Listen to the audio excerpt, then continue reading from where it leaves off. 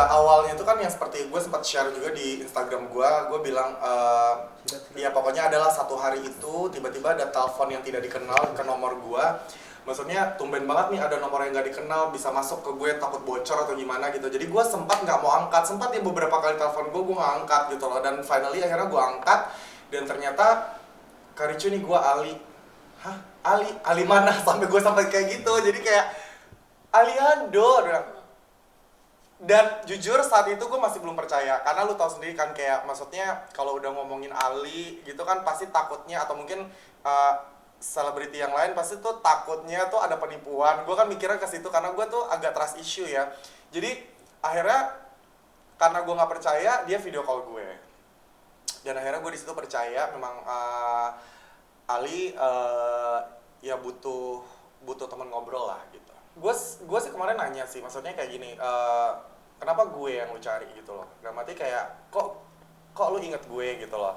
Karena dia tahu kalau selama itu memang gue nyariin dia gitu loh. Karena seperti yang kalian tahu lah, gue tuh termasuk orang yang nggak tahu ya, kalau sama temen tuh gue kayak mikir apa kabar nih mereka gitu loh. Kayak gue lebih aware lah gitu loh, salah satunya juga Aliando.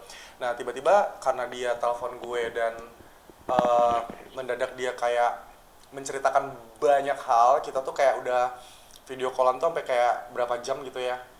Ya gue nggak bisa share juga, tapi dalam arti kayak memang Ali memang butuh gue waktu itu, saat itu. Shock. Jujur kalau misalnya kalian lihat YouTube channel gue yang kemarin yang gue sama Aliando, memang itu nggak semuanya lah yang bisa dibuka sama dia gitu loh. Karena balik lagi, gue juga nggak bisa share juga masalah apa yang sebenarnya terjadi, tapi memang Ali sendiri juga mengakui itu adalah tindakan kriminal yang terjadi sama diri dia. Kriminalnya apa? Biarkan Ali yang ngomong dari mulut dia sendiri. Gue tidak ada hak juga untuk ngomong aneh-aneh atau mungkin berlebihan gitu loh. Tapi dalam hal ini gue sih di sini cuma pengen memberikan sebuah penjelasan nih kepada kalayak ramai yang bertanya-tanya nih, Aliando nih kan simpang siur. Ada yang mengatakan kayak Ali ini settingan nih gitu loh. Dia OCD tuh cuma pengen naikin filmnya dia atau apapun gitu loh. Tapi bener-bener ini real.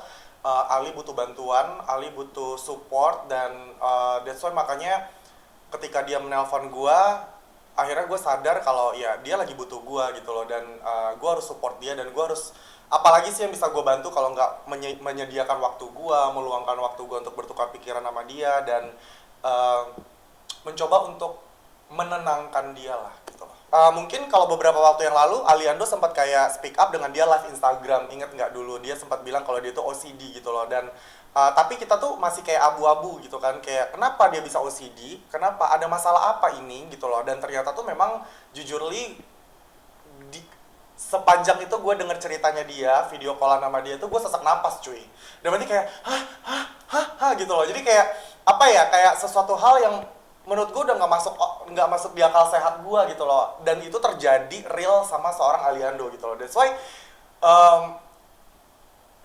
gue sebagai orang yang tidak pernah mengalami hal yang seburuk itu, apa yang harus gue bisa lakukan? Gue cuma bilang kayak, Li, lu sabar, tenang, lu harus ikhlas, lu harus mengerti kalau ya udah, kalau misalnya sekarang lo udah let go, lu nggak bisa balas dendam juga. Dan berarti kayak lu nggak bisa ke polisi juga karena nggak ada bukti gitu loh. Dan berarti kayak dia mau laporin juga nggak ada bukti gitu loh.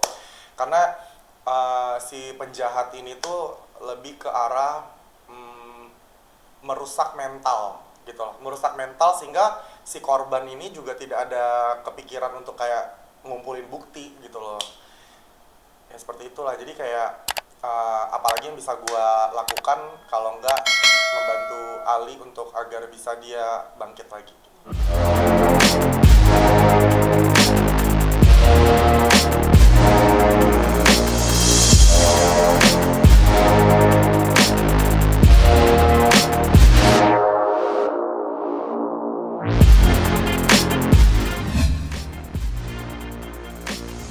Tapi dia sudah memberikan titik terang. Dalam arti kayak memang dia terjadi tindakan kriminal, di mana tindakan kriminal ini tuh udah merusak mentalnya dia, sudah merusak kesehatannya dia, dan ya dia butuh waktu untuk memperbaiki kesehatannya dia saat itu. Dan puji Tuhan, thank God, seperti yang di YouTube channel gue juga mengatakan kalau Ali udah sembuh 99% gitu. Iya, tahunnya itu tuh ya ketika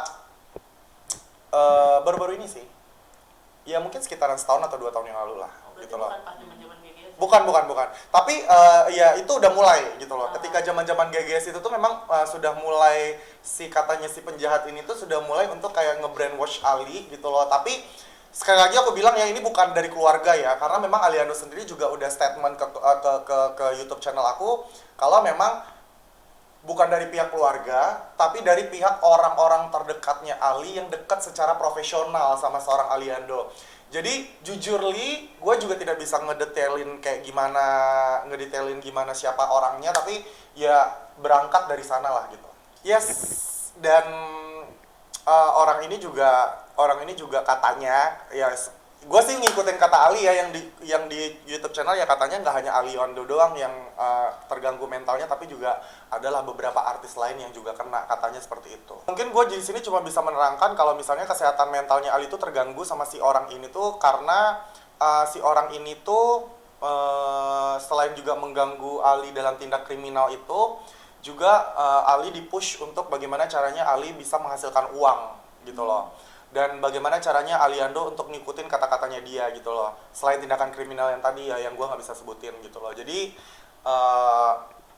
ya gitu. Kalau kenal baik sih enggak, cuma dalam arti kayak ya gue tahu dia tahu gue tahu dia gitu loh. Ibarat kata gitu loh. Tapi kalau kenal baik sih enggak gitu loh.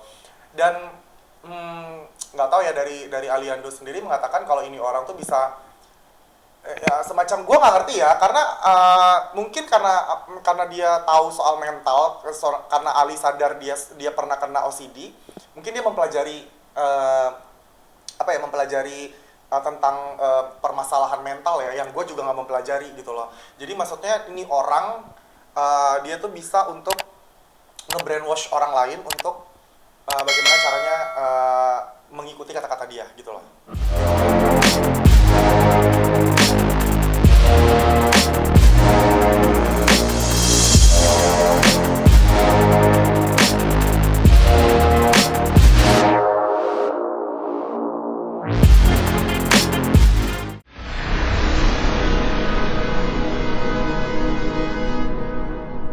Jadi jangan lupa untuk subscribe Cumi Cumi. Ditekan ya tombol lonceng merahnya.